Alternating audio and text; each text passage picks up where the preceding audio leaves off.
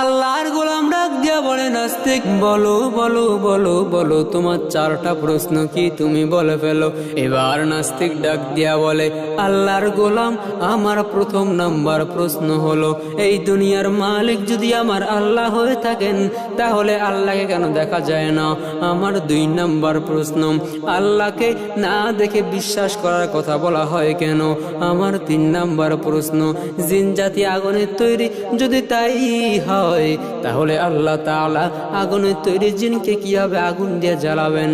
এক নাস্তিক আল্লাহর এক গোলামকে উদ্দেশ্য করে বলল, হে আল্লাহর গোলাম, আমি আপনাকে 4টা প্রশ্ন করব, আপনি যদি আমার 4টা প্রশ্নের জবাব দিতে পারেন আমি কালেমা পড়ে মুসলমান হয়ে যাব। আল্লাহর গোলাম ডাক দিয়া বলে নাস্তিক, বলো বলো বলো বলো তোমার 4টা প্রশ্ন কি তুমি বলে ফেলো। এবার নাস্তিক ডাক দিয়া বলে, আল্লাহর গোলাম আমার প্রথম নাম্বার প্রশ্ন হলো, এই দুনিয়ার মালিক যদি আমার আল্লাহ হয়ে থাকেন তাহলে আল্লাহকে কেন দেখা যায় না। আমার 2 নাম্বার প্রশ্ন, আল্লাহকে না দেখে বিশ্বাস করার কথা বলা হয় কেন। আমার 3 নাম্বার প্রশ্ন, জিন জাতি আগুনের তৈরি, যদি তাই হয় তাহলে আল্লাহ তাআলা আগুনের তৈরি জিনকে কিভাবে আগুন দিয়ে জ্বালাবেন। আমার 4 নাম্বার প্রশ্ন, দুনিয়াতে মানুষের ইচ্ছে যদি কিছু না হয়, সব যদি আল্লাহর ইচ্ছে হয় তাহলে মানুষ তার কৃতকর্মের জন্য শাস্তি ভোগ করবে কেন। এই প্রশ্ন করার পর আল্লাহর গোলাম ঠান্ডা মাথায় নিচের দিকে তাকাইলেন, নিচ থেকে একটা মাটির ঢিলা হাতে নিলেন। মাটির ঢিলা হাতে নিয়ে এই মাটির ঢিলাটা আল্লাহর গোলাম নাস্তিকের মাথায় ছুঁড়ে মারলেন। নাস্তিকের মাথা গরম হয়ে গেল। আমার প্রশ্নের উত্তর না দিয়া আল্লাহর গোলাম আমার মাথায় ঢিল ছুঁড়ে মারলেন কেন। এবার নাস্তিক আদালতে গিয়ে বিচার দায়ের করলো।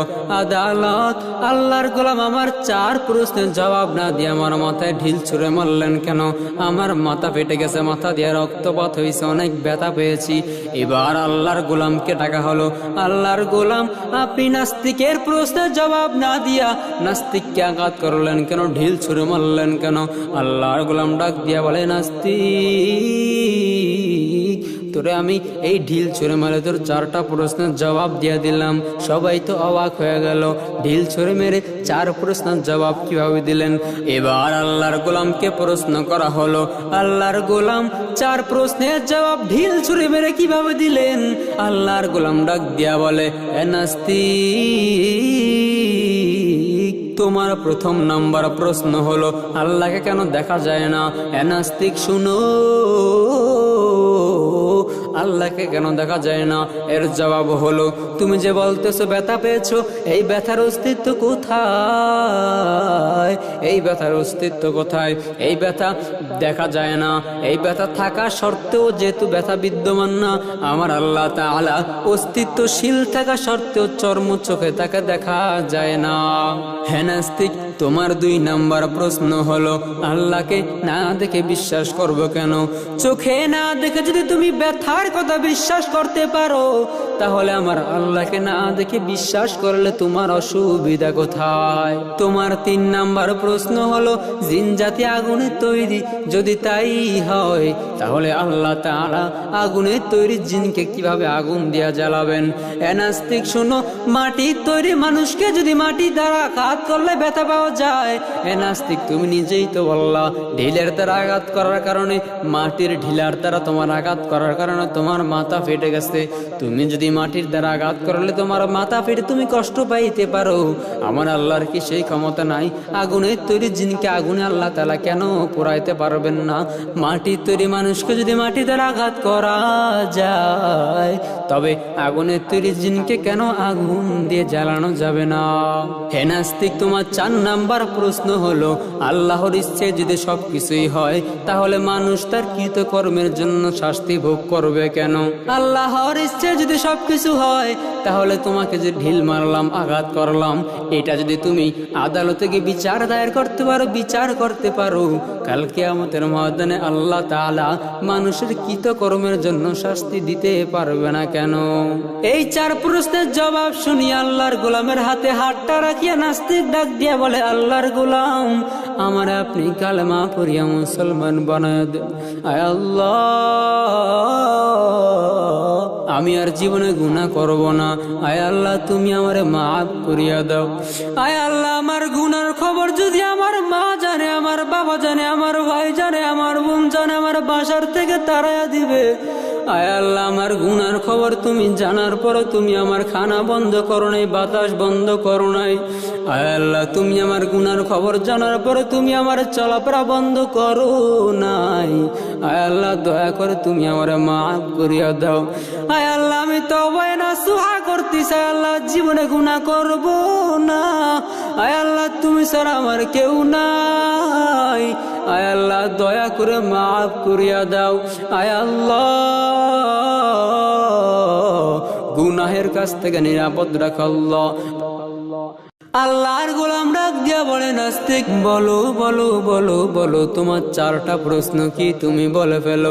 এবার নাস্তিক ডাক দিয়া বলে আল্লাহর গোলাম আমার প্রথম নাম্বার প্রশ্ন হলো, এই দুনিয়ার মালিক যদি আমার আল্লাহ হয়ে থাকেন তাহলে আল্লাহকে কেন দেখা যায় না? আমার 2 নাম্বার প্রশ্ন, আল্লাহকে না দেখে বিশ্বাস করার কথা বলা হয় কেন? আমার 3 নাম্বার প্রশ্ন, জিন জাতি আগুনের তৈরি যদি তাই হয় তাহলে আল্লাহ তাআলা আগুনের তৈরি জিনকে কিভাবে আগুন দিয়ে জ্বালাবেন? এক নাস্তিক আল্লাহর এক গোলামকে উদ্দেশ্য করে বলল, হে আল্লাহর গোলাম আমি আপনাকে 4টা প্রশ্ন করব, আপনি যদি আমার 4টা প্রশ্নের জবাব দিতে পারেন আমি কালেমা পড়ে মুসলমান হয়ে যাব। আল্লাহর গোলাম ডাক দিয়া বলে নাস্তিক বলো বলো বলো বলো তোমার 4টা প্রশ্ন কি তুমি বলে ফেলো। এবার নাস্তিক ডাক দিয়া বলে আল্লাহর গোলাম আমার প্রথম নাম্বার প্রশ্ন হলো, এই দুনিয়ার মালিক যদি আমার আল্লাহ হয়ে থাকেন তাহলে আল্লাহকে কেন দেখা যায় না? আমার 2 নাম্বার প্রশ্ন, আল্লাহকে না দেখে বিশ্বাস করার কথা বলা হয় কেন? আমার 3 নাম্বার প্রশ্ন, জিন জাতি আগুনের তৈরি যদি তাই হয় তাহলে আল্লাহ তাআলা আগুনের তৈরি জিনকে কিভাবে আগুন দিয়ে জ্বালাবেন? আমার 4 নাম্বার প্রশ্ন, দুনিয়াতে মানুষের ইচ্ছায় যদি কিছু না হয়, সব যদি আল্লাহর ইচ্ছায় হয় তাহলে মানুষ তার কৃতকর্মের জন্য শাস্তি ভোগ করবে কেন? এই প্রশ্ন করার পর আল্লাহর গোলাম ঠান্ডা মাথায় নিচের দিকে তাকাইলেন, নিচ থেকে একটা মাটির ঢিলা হাতে নিলেন। মাটির ঢিলা হাতে নিয়ে এই মাটির ঢিলাটা আল্লাহর গোলাম নাস্তিকের মাথায় ছুঁড়ে মারলেন। নাস্তিকের মাথা গরম হয়ে গেল। আমার প্রশ্নের উত্তর না দিয়া আল্লাহর গোলাম আমার মাথায় ঢিল ছুঁড়ে মারলেন কেন? এবার নাস্তিক আদালতে গিয়ে বিচার দায়ের করলো। আদালত, আল্লাহর গোলাম আমার 4 প্রশ্নের জবাব না দিয়ে আমার মাথায় ঢিল ছুঁড়ে মারলেন কেন? আমার মাথা ফেটে গেছে, মাথা দিয়ে রক্তপাত হয়েছে, অনেক ব্যথা পেয়েছি। এবার আল্লাহর গোলামকে ডাকা হলো, আল্লাহর গোলাম আপনি নাস্তিকের প্রশ্নের জবাব না দিয়া নাস্তিককে আঘাত করলেন কেন? ঢিল ছুঁড়ে মারলেন কেন? আল্লাহর গোলাম ডাক দিয়া বলে নাস্তিক তোরে আমি এই ঢিল ছুঁড়ে মারে তোর 4টা প্রশ্নের জবাব দিয়ে দিলাম। সবাই তো অবাক হয়ে গেল, ঢিল ছুঁড়ে মেরে 4 প্রশ্নের জবাব কিভাবে দিলেন? এবার আল্লাহর গোলামকে প্রশ্ন করা হলো, আল্লাহর গোলাম 4 প্রশ্নের জবাব ঢিল ছুঁড়ে মেরে কিভাবে দিলেন?